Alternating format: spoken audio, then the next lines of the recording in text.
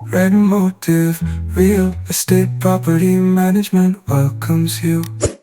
नमस्कार, मैं Praveen Chand Thakur red motive talks में आपका स्वागत करता हूं। आज हम बात करेंगे नवी मुंबई जो शहर है उसके बारे में। जो इसकी स्टोरी क्या है, ये बना नवी मुंबई शहर मुंबई का बोझ कम करने के लिए। और यहाँ पे सिडको प्लानिंग अथॉरिटी ने लैंड पूलिंग एक्ट के द्वारा यहाँ का पूरा डेवलपमेंट किया, विस्तार किया। यहाँ के गांव वालों से ज़मीन लेके एक्वायर करके 12.5% का लैंड उनको दिया, जो आज के डेट में चेंज होके 22.5% उनको मिल रहा है। तो ये सिडको का बहुत बड़ा प्लानिंग जो गवर्नमेंट ने 1970s में स्टार्ट किया था, और एक थॉट प्रोसेस के साथ में कि मुंबई जैसे शहर को अगर बढ़ाना है, लोगों की जनसंख्या वहाँ बढ़ती जा रही है, उसको अगर हमको एक रहने का जगह देना है या फिर इंडस्ट्रीज को बढ़ानी है, तो नवी मुंबई एक थॉट आया था उस टाइम पे 1970 में। और वो बहुत ही बढ़िया सोच के साथ में और बहुत ही बढ़िया प्लानिंग के साथ में सिडको अथॉरिटी ने यहाँ पे डेवलपमेंट किया। और आज यहाँ पे हर चीज़ आपको मिल जाती है, जैसे कि स्कूल्स, कॉलेज, हॉस्पिटल्स, फिर जॉब के लिए यहाँ पे बहुत सारे अपॉर्चुनिटीज़ भी है। और यहाँ पे जो 4 आज के डेट में इम्पोर्टेंट प्रकल्प जो स्टार्ट हुए हैं, अगर आप जानते हैं कि नवी मुंबई एयरपोर्ट 1991 में उसका स्टार्ट हुआ था बोलना, सोचना। और आज यहाँ पे आप देखेंगे कि आपको वो दिख रहा है कि इस साल वो यहाँ से फ्लाइट्स उड़नी चालू हो जाएगी, नवी मुंबई एयरपोर्ट, जिसके बारे में हम बात करते रहेंगे आगे भी, क्या डेवलपमेंट हो रहा है, क्या नहीं हो रहा है। पहले जीएमआर, फिर और भी कंपनीज हैं जिसने उसमें डेवलप किया हुआ है। फिर उसको अदानी ने टेक ओवर किया है, और अदानी यहाँ पे नवी मुंबई एयरपोर्ट को डेवलप कर रहा है।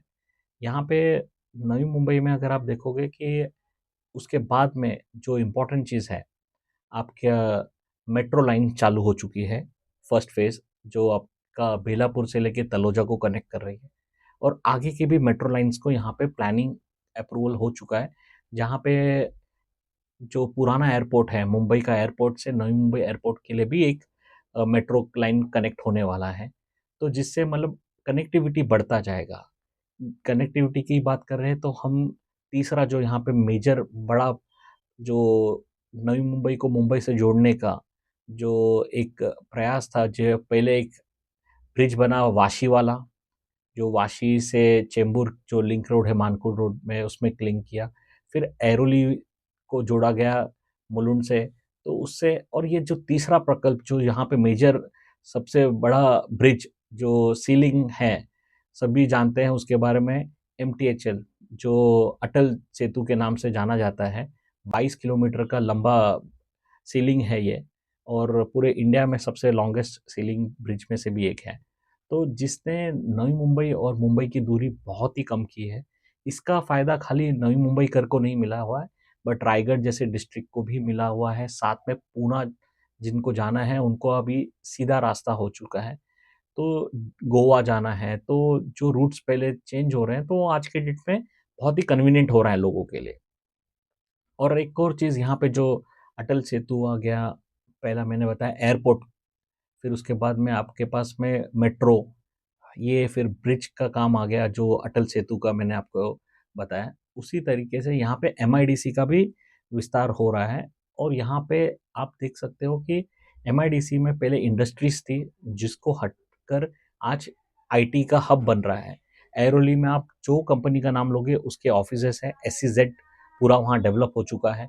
सेम तरीके से उसी का पूरा विस्तार करके वहाँ से लेके आप देखेंगे नेरुल तक पूरा आपका एमआईडीसी बन चुका है, कमर्शियल हब बन रहा है। डेटा सेंटर यहाँ पे आ चुके हैं, डेटा सेंटर का भी यहाँ पे मतलब बहुत सारा विस्तार हो रहा है।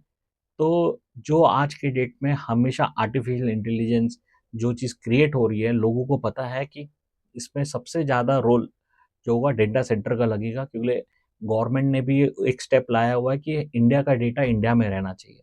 तो वो रहेगा कैसे? तो उसके लिए जो हब है, यहाँ पे फाइबर ऑप्टिक केबल पहले से लगे हुए थे, तो उसका एक बड़ा फ़ायदा हुआ है।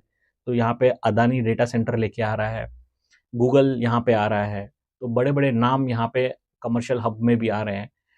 एसेंचर जैसे जॉब क्रिएट कर चुके हैं। तो एयरपोर्ट के वजह से यहाँ पे कनेक्टिविटी के बाद में यहाँ पे जो डेवलपमेंट्स होंगे वो टोटली अलग तरीके के होंगे। और हम बात करेंगे यहाँ पे जब निवेश करना है, तो आज भी अगर हम कंपेयर करते हैं निवेश करने के लिए नई मुंबई में, तो मुंबई से जो यहाँ पे प्राइस है वो आज बहुत कम है। तो अगर आप निवेशक हैं या आप खुद के लिए भी देख रहे हैं रहने के लिए, तो यहाँ पे सुविधा जैसे स्कूल, हॉस्पिटल, मॉल्स, सभी चीज़ की यहाँ पे सुविधाएं हैं। तो आपके लिए एक अपॉर्चुनिटी है। यहाँ पे आप रहने के लिए आते हो तो फैमिली को जो चीज़ चाहिए वो आप दे सकते हो। गार्डन है, जैसा आप नई मुंबई को आप देखोगे तो ऐरोली से लेके पहले लोग बेलापुर तक ही पकड़ते थे, बट नहीं, नई मुंबई अगर जो भी जानता है तो वो पनवेल, उरण, ये पूरा एक नई मुंबई का जोन है, जो कि एयरपोर्ट का भी नाम नई मुंबई एयरपोर्ट इसलिए बोला जाता है क्योंकि ये पूरा जोन उन्होंने ये पकड़ा हुआ है। यहाँ पे म्युनिसिपल कॉरपोरेशंस भी, जैसा आप देखोगे कि यहाँ पे दो डिस्ट्रिक्ट साथ में जुड़ते हैं, जैसा ठाना, नई मुंबई पार्ट ऑफ ठाना डिस्ट्रिक्ट है, बट कुछ पार्ट यहाँ पे जो नई मुंबई का आता है वो रायगढ़ डिस्ट्रिक्ट में आता है। तो ऐसे चांसेस भी है कि नई Mumbai can be a individual district also, but पता नहीं क्या कब होगा या कैसे होगा। बट यहाँ के जो पॉपुलेशन है उस तरीके से बढ़ रहा है कि जहाँ पे चांसेस है कि ये एक नई मुंबई एक डिस्ट्रिक्ट भी बनाया जा सकता है। और ये पूरा हब है जहाँ पे आपको हर किस्म के लोग मिलेंगे। कॉलेजेस भर भर के हैं यहाँ पे, जो बड़े बड़े कॉलेजेस हैं, मेडिकल कॉलेजेस है, आईटी के लिए कॉलेजेस है, इंजीनियरिंग कॉलेज आप देख लीजिए जो है। और यहाँ पे जैसा खारगर एरिया में सेकंड बीकेसी का जो प्लान है, मतलब जो बीकेसी फाइनेंशियल हब है मुंबई का, उसी तर्क में यहाँ पे बीकेसी का डेवलपमेंट होने वाला है। खारगर में एक बहुत बड़ा लैंड पार्सल जहाँ इस्कॉन टेम्पल आ चुका है, उसी के बाजू में एक बहुत बड़ा जगह कमर्शियल हब के हिसाब से क्रिएट किया जा रहा है। तो आप देख सकते हो कि यहाँ पे जो जॉब की अपॉर्चुनिटीज़ आने वाली हैं फ्यूचर में, बहुत अच्छी खासी हैं। और सिडको ने भी उसी को ध्यान रखते हुए 67,000 घरों का निर्माण यहाँ कर चुके हैं और करते जा रहे हैं। तो गवर्नमेंट का भी एक पॉलिसी आया हुआ है, जो उन्होंने अभी इन्वेस्टमेंट रियल एस्टेट के लिए जो बजट किया हुआ है, जैसा 2014 में मोदी जी ने 70 करोड़ का प्रधानमंत्री आवास योजना निकाला था, 70,000 करोड़ का पूरे इंडिया के लिए। और यहाँ पे देवेंद्र फडणवीस जी ने अभी अनाउंस किया है कि हम यहाँ पे 70,000 करोड़ का इन्वेस्टमेंट करेंगे ऑन रियल एस्टेट, लोगों को घर देने के लिए। तो आप देखो कि पूरे महाराष्ट्र का 70,000 का बजट है, जबकि पहले पूरे इंडिया का 70,000 करोड़ का बजट था। तो अगले 5 साल में जो महाराष्ट्र है वहाँ पे बहुत डेवलपमेंट होने वाला है, हर जगह पे डेवलपमेंट होगा, बट नई मुंबई उसमें लीड करेगा। और नई मुंबई आज के डेट में एक सबके लिए एक प्रेरणा का स्रोत है कि स्मार्ट सिटी किस तरीके की हो। तो आप देखोगे कि नई मुंबई आपका पहला पसंदीदा स्मार्ट सिटी भी बनेगा, जहाँ पे आपको जो चीज़ चाहिए वहाँ पे मिलेगा। यहाँ पे आपको एक कल्चर, हर कल्चर के लोग आपको मिलेंगे यहाँ पे। तो आपको एक ये मिनी इंडिया के हिसाब से भी आप देखोगे कि नई मुंबई को आप देख सकते हो कि मिनी इंडिया के हिसाब से भी यहाँ पे, जैसे कि आप इन्वेस्टमेंट्स का हम बात करेंगे रियल एस्टेट में, तो यहाँ पे residential, commercial, IT, shop, retail, warehousing, हर किस्म का यहाँ पे कॉन्सेप्ट्स आपको यहाँ पे निवेश के लिए आपके लिए ऑप्शन है। जैसे रेसिडेंशियल की बात करें तो आपका रेसिडेंशियल हब पुराने जो सेकेंडरी मार्केट्स में पहले से चल रहे हैं, वाशी है, नेरुल है, खारगर है, ये रेसिडेंशियल हब्स हैं पहले से। तो उसी तर्क में अगर आप देखते हैं तो पनवेल में भी बहुत सारा डेवलपमेंट आ रहा है, जहाँ महा मुंबई का ये है रेसिडेंशियल हब में। कमर्शियल में जैसा आप एरोली देख लोगे तो एमआईडीसी में, पूरा एमआईडीसी में है। फिर खारगर में जो आ रहा है और पूरा बेल्ट एमआईडीसी का, वो वहाँ पे कमर्शियल हब आ रहा है। तो जॉब का यहाँ पे क्रिएशन आ रहा है कमर्शियल के थ्रू भी। तो वहाँ पे जो लोग काम करेंगे उनको रहने के लिए नज़दीक की जगह अगर चाहिए तो रेसिडेंशियल भी आ रहा है। फिर वेयर हाउसिंग, जब एयरपोर्ट आता है, जेएनपीटी ऑलरेडी यहाँ पे वेयर हाउसिंग का हब बन चुका है, क्योंकि जो वाटरवेज है।